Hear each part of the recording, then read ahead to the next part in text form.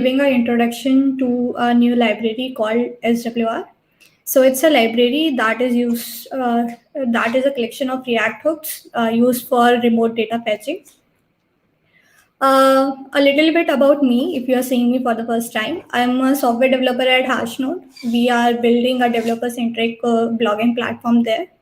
Also, in my free time, I run a community named the Product Folks, and yeah, I am a side time indie game developer, so I spend some of my time on my indie game as well. These are my Twitter handles, and you can find pretty much everything about me on megapatek.tech.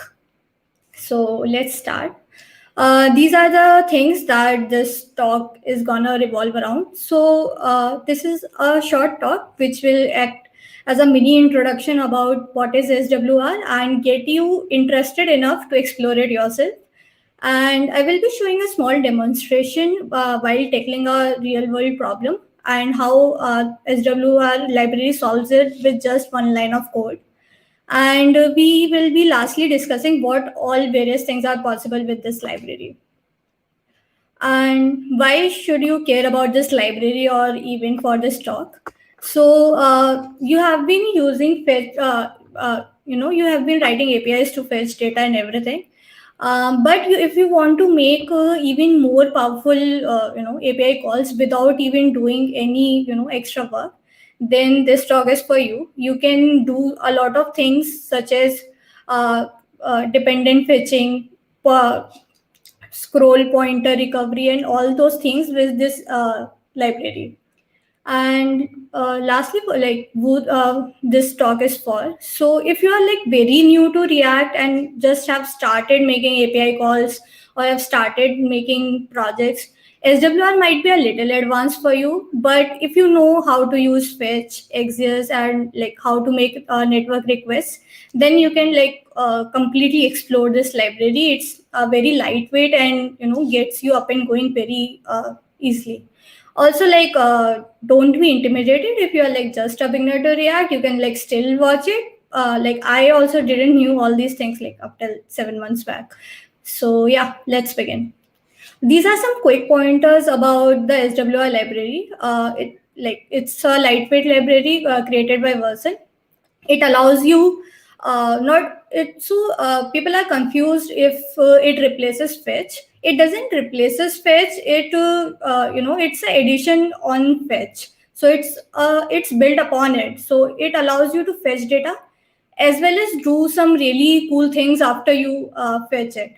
So it helps you in fetching, caching, refetching data in real time using React hooks. Also, it's built with React Suspense, so it lets your component wait before they can render and include the data.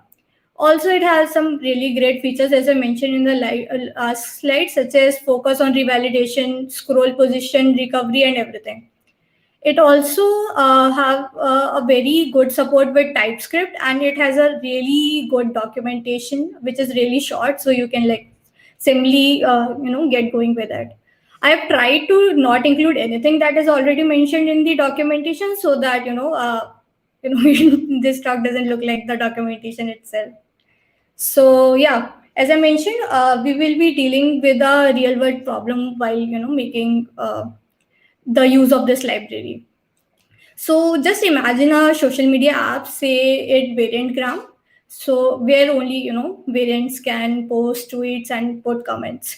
If you are not getting what I'm talking about, you can watch like the latest series Loki. And if you don't get it, you can like imagine any app, say Instagram or anything. And while you are browsing through the list of users you can connect with, you scroll through it and then you jump on the another tab. And while you did this, your best friend joined Parentgram, but you can't see him in your list when you headed back to the app. So to craft the story in a very technical terms, the app Variantgram doesn't have auto revalidation when a window gets focused. You have to refresh to get the updated list. But yeah, uh, if we can remove that extra step of refreshing, it can be great. So yeah, let's build this. So let me open my code editor. So I wrote a this is a very basic React application that is being created by Create React app. Then I wrote an API, a very simple 14 line code, where we imported Express and did all of this. And then we wrote a simple array of users. These are the users that are present on in the app already. And when I hit the endpoint, then I should see this array. And yeah, uh, let's simply run this.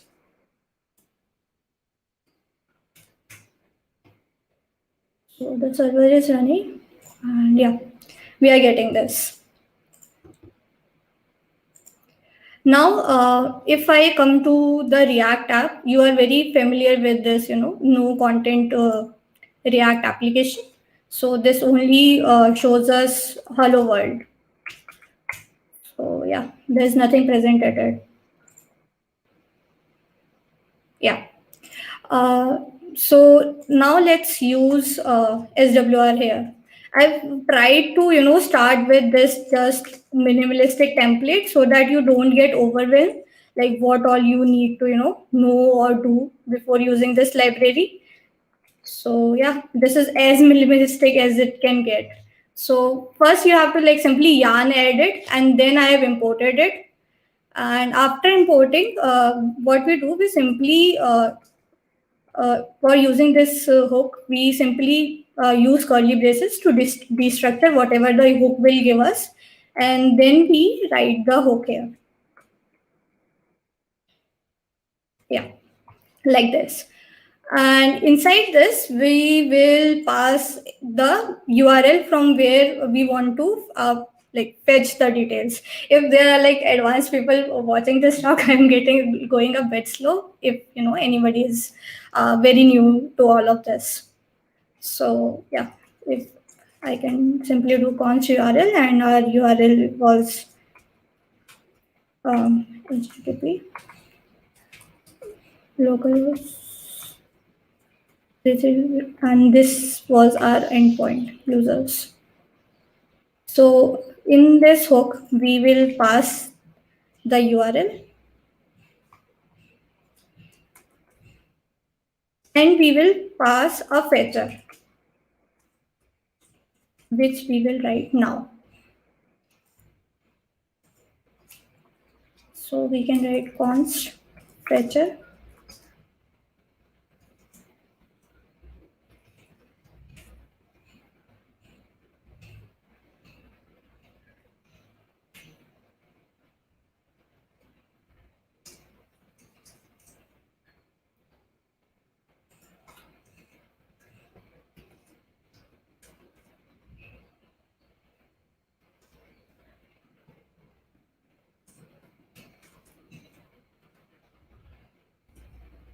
and then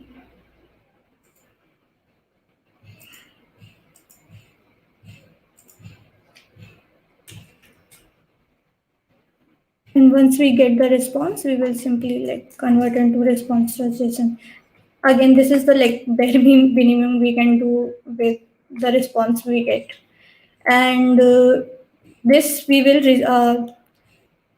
this we have to destructure in say data, and we will might get error it also, so we will write error as well. So if we get error, then we should simply display error as in h1 as right error. Okay, and if we are receiving the data, then we can simply write these are the friends. You can friends on Varengram, and we can simply access the data here. So for accessing the data, we will have a conditional call just to see if there is a error, or our data is just simply loading.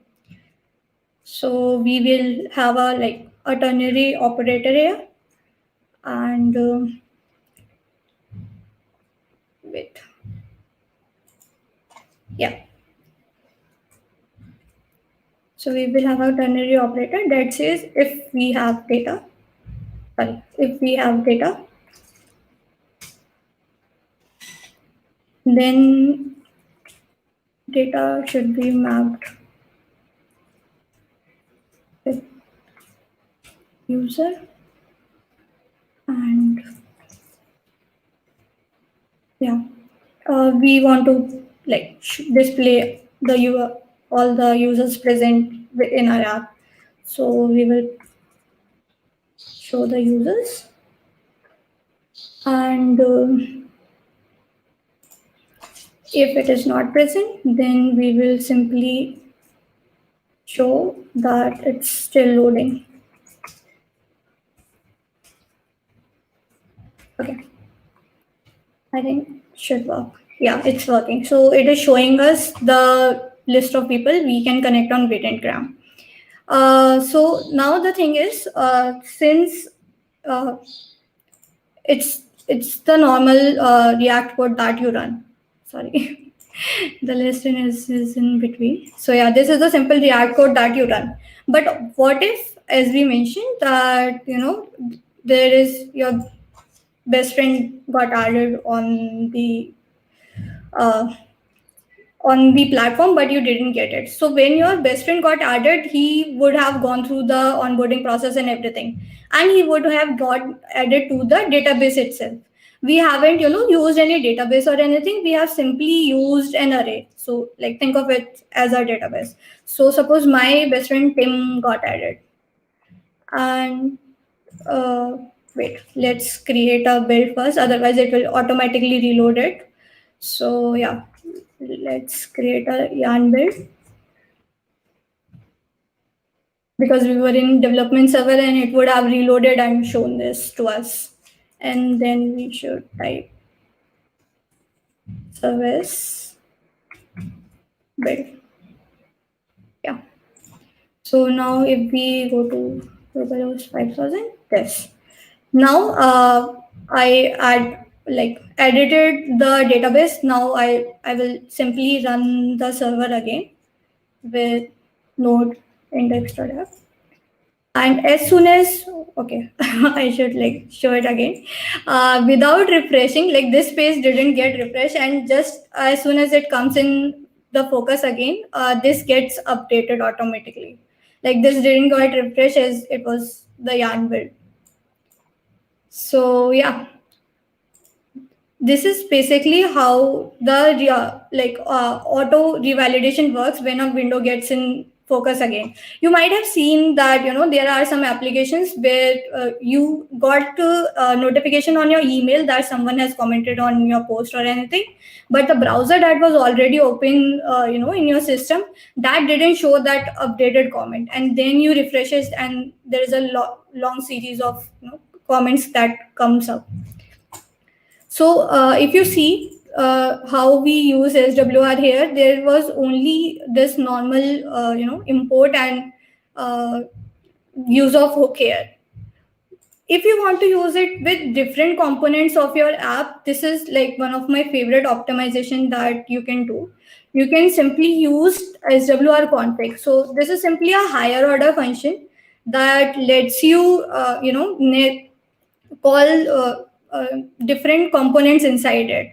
So in your app.js, you can simply have import use as SWR and use SWR config from SWR library, and you can have different endpoints from which you are fetching your data, and then you can call your components inside it. For example, you had this higher order component above it, and then you're calling dashboard or different components, whatever you want to call inside your app.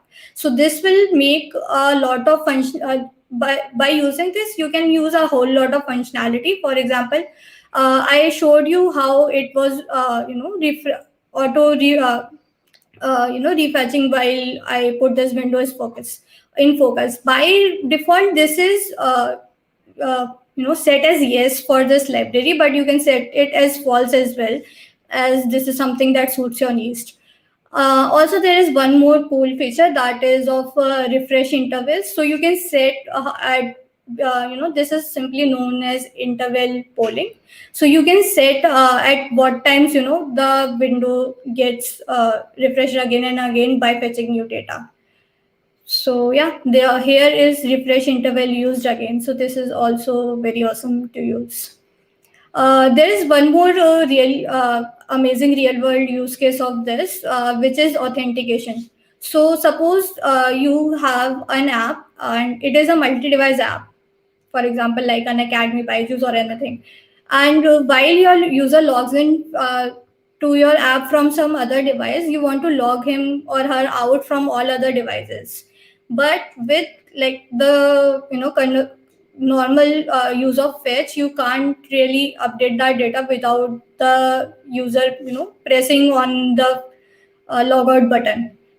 You can do this, but there would be a whole lot of extra work. But this is also something that you easily do with this library.